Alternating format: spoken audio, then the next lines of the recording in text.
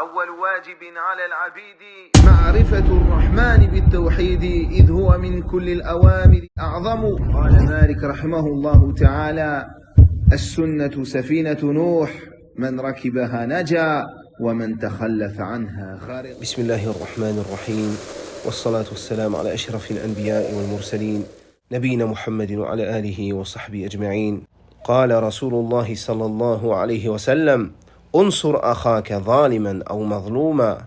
قالوا: يا رسول الله، هذا ننصره مظلوما فكيف ننصره ظالما؟ قال: تأخذ فوق يديه. Le prophète sallallahu alayhi wa sallam a dit: secours ton frère, qu'il soit injuste ou subisse l'injustice. Ils répondirent: ô messager d'Allah, nous le secourons lorsqu'il subit une injustice. Comment le secourir lorsqu'il est injuste? Il répondit sallallahu alayhi wa sallam: tu l'empêches de commettre l'injustice. Ainsi, barakallahu fikum, la mise en garde, at-tahdhir, est un secours que l'on apporte à celui qui subit l'injustice, de celui qui propage le mal, de celui qui propage le faux, de celui qui propage l'innovation, al-batil, et c'est en même temps un secours pour celui qui la propage, qui propage le faux, qui propage ce mal. Nous le secourons en mettant en garde contre ses innovations, contre ses égarements, contre son mal, comme nous secourons les musulmans qui subissent ce mal. Certaines personnes aiment être secourues, et parfois, elles n'aiment pas, et elles ne se rendent même pas compte qu'elles sont dans un danger, qu'elles sont dans une position extrêmement dangereuse. Elles ne se rendent pas compte de cela, et se mettent à te dire: pourquoi as-tu mis en garde? Pourquoi as-tu propagé cette mise en garde? Et parmi les ambiguïtés qui tournent autour de cela, c'est: as-tu conseillé cette personne avant de mettre en garde? Et les gens en arrivent parfois à douter de ta bonne volonté, à douter de ta sincérité. Ils en arrivent parfois à rejeter la parole de vérité que tu transmets sous prétexte que tu dirais cette parole, non pour secourir ce frère qui est en train de commettre l'injustice, non pour secourir les musulmans, mais plutôt pour ta propre personne. Wallahu al-musta'an. Ainsi, ces gens-là, au lieu d'accepter d'être secourus, veulent en réalité rester sur ce sur quoi ils sont, par ignorance ou par perversion.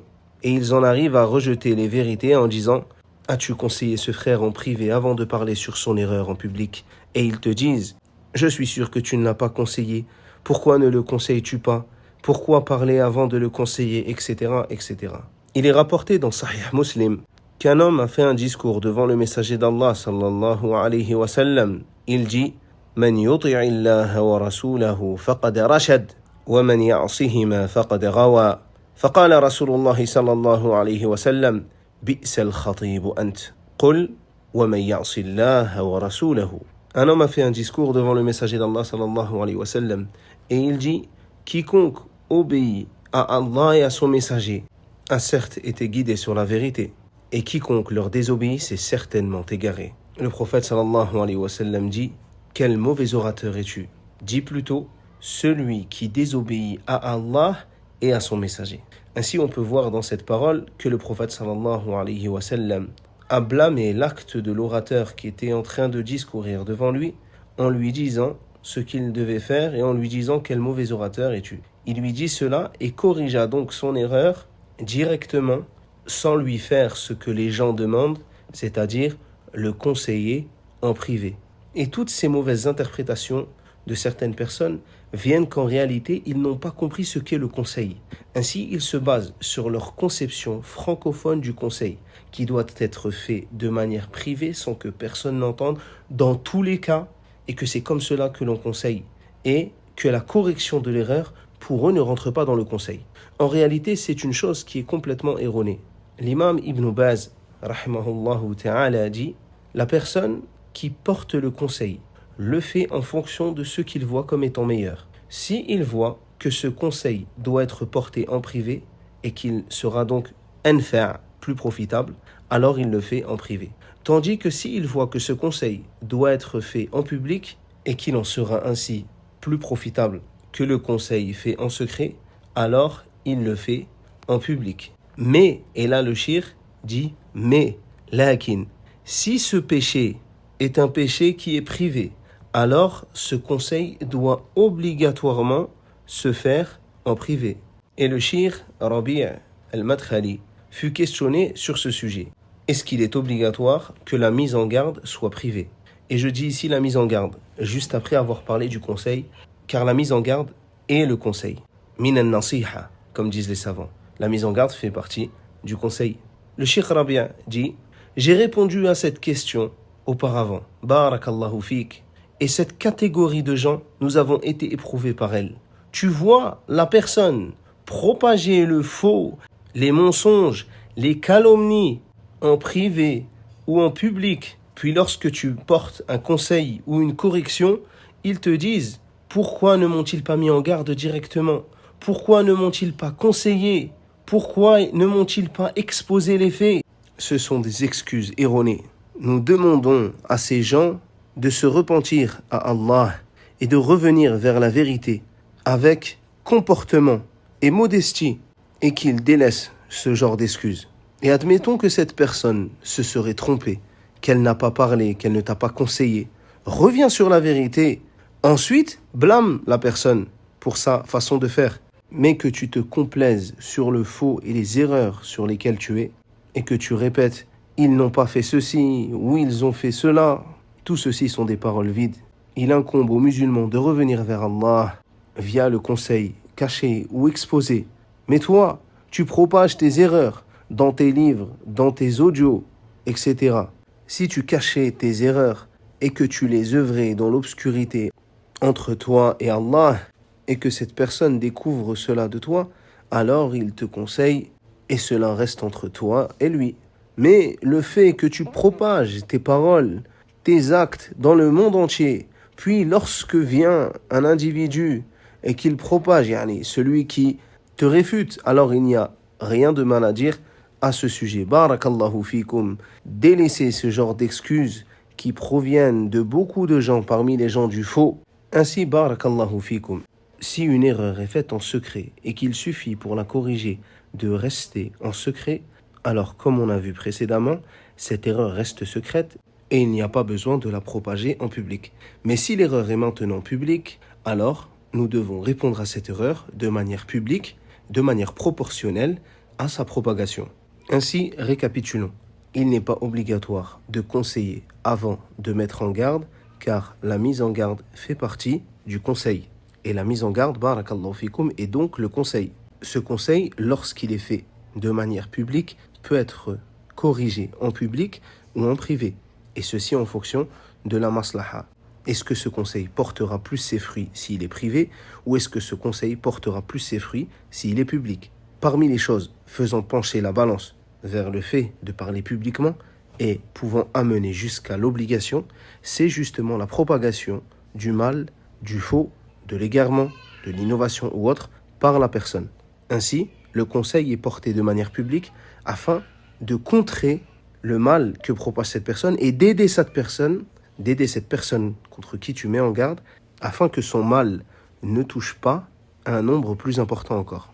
Et je rajoute à ma parole 2 questions que j'ai posées au Cheikh Mohammed ibn Hadi al-Madkhali en présence de plusieurs étudiants. Certaines personnes, nous les voyons dans un témia complet et ils égarent et ils se disent « je suis salafi et tu ne peux pas parler sur moi parce que ma aqidah est une aqidah salafiyya ». Ils répondent cela alors qu'ils sont en plein dans le témia.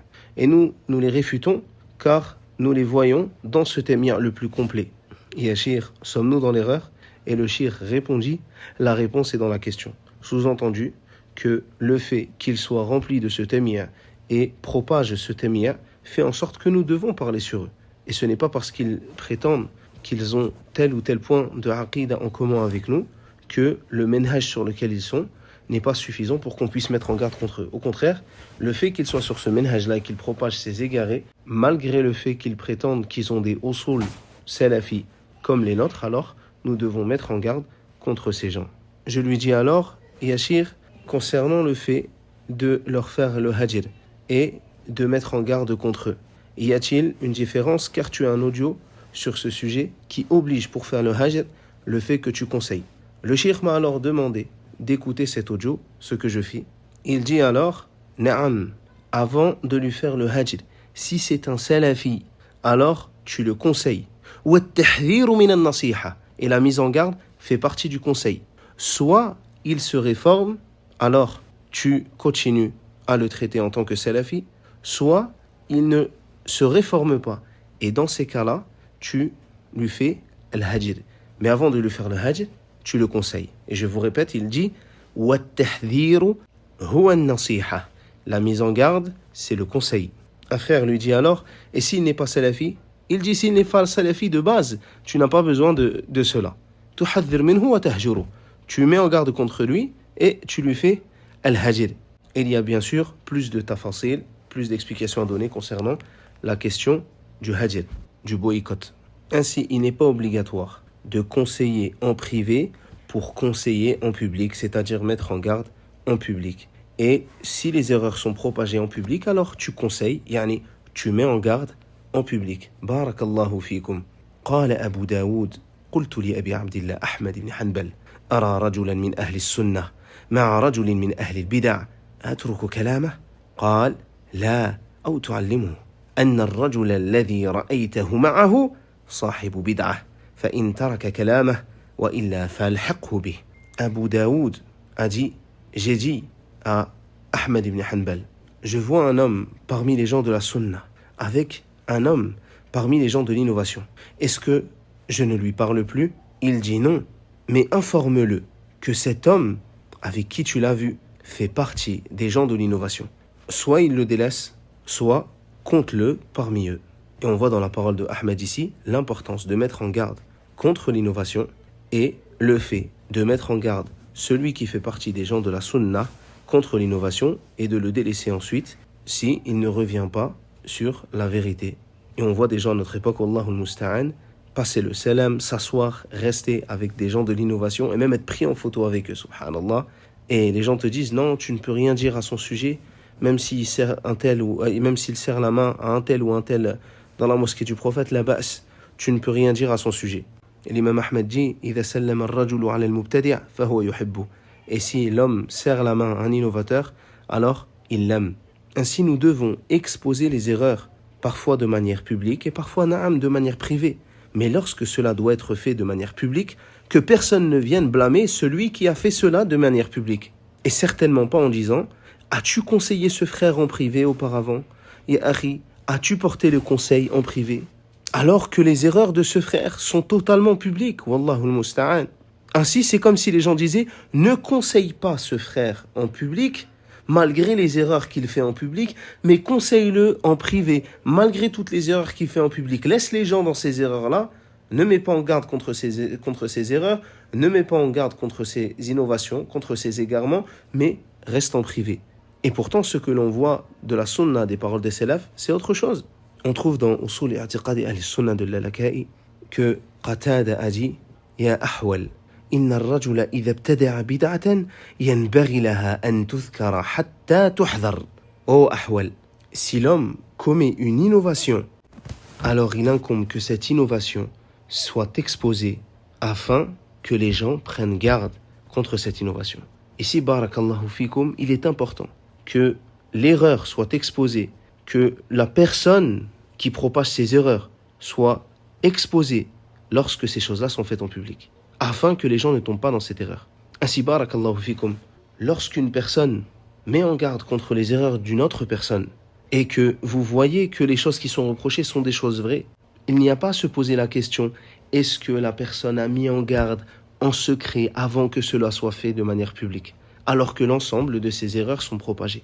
Barakallahu fikum, si la personne propage sur ses comptes Twitter, sur ses comptes Telegram, sur ses comptes TikTok, sur son YouTube des erreurs et qu'une personne met en garde contre ces erreurs avec science et que ces erreurs sont dévoilées, alors c'est ceci le conseil.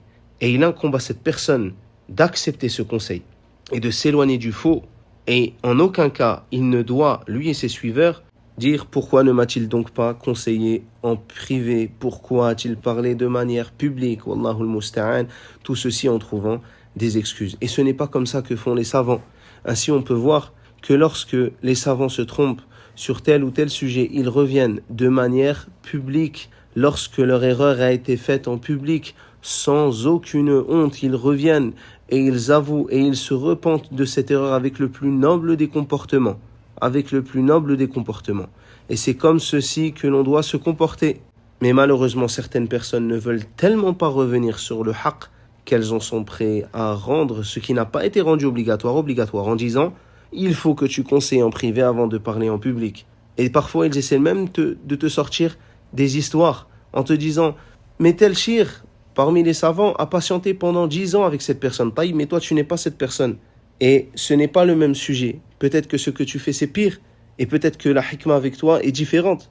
Ton mal et tes égarements sont différents. Et patienter avec cette personne, cela ne veut pas dire ne pas mettre en garde contre cette personne. Ou ils te disent, Cheikh Al-Fawzan dit que Al-Jarh wa Ta'dil, c'est dans les livres de hadith. Ainsi, tu ne dois pas parler de ces sujets-là. Et nous leur disons, Cheikh Al-Fawzan dit que Al-Jarh wa Ta'dil, c'est dans les livres de hadith, et pourtant met en garde contre les gens. Et lorsqu'il a été questionné sur ce sujet, il dit qu'il voit que le Jarh wa Ta'dil, ceci est présent dans les livres, taïb, et que la mise en garde fait partie du conseil. Ainsi, les paroles des savants se rejoignent, subhanallah. La mise en garde fait partie du conseil. Elle est parfois faite en privé, parfois ce conseil, cette nasiha, est fait en public, ceci en fonction de la sagesse, et en aucun cas nous rejetons la vérité car le conseil a été fait en public. Barakallahu fikum. Wa sallallahu ala nabiyyina Muhammad wa ala alihi wa sahbihi wa sallam.